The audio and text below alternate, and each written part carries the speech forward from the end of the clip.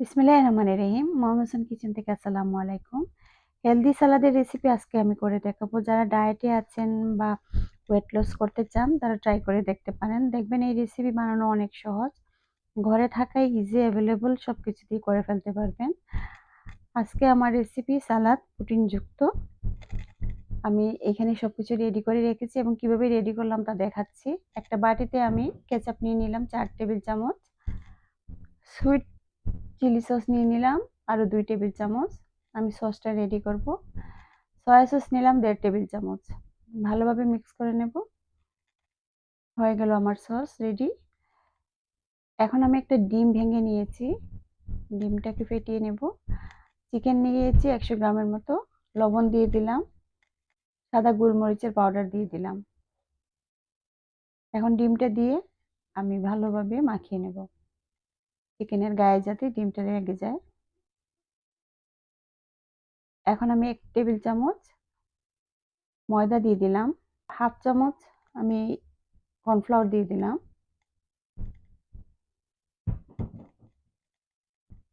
ভালোভাবে মাখিয়ে নিয়ে আমি রেডি করে রেখেছি।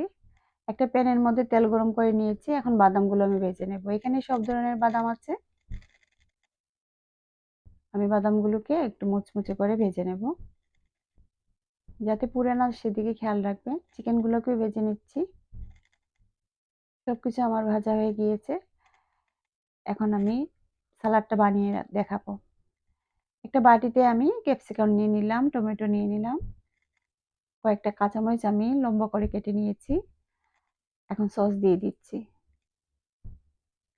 সস দিয়ে ভালোভাবে মিক্স করে নিতে হবে যাতে প্রতিটা গায়ে লেগে যায় ক্যাপসিকাম এবং টমেটো। এখন চিকেনগুলো দিয়ে দিলাম।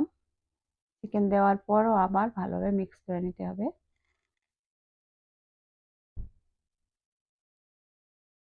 বাদাম দিয়ে দিলাম। হয়ে গেল আমার প্রোটিন ভরপুর একটা সালাদ। আপনারা এইভাবে তৈরি করে দেখতে পারেন। খেতে অবশ্যই ভালো লাগে। আমি করে নিয়েছি এবং বাচ্চারাও খেয়েছে, বড়রাও খেয়েছে। ভালো থাকবেন সবাই। আল্লাহ হাফেজ।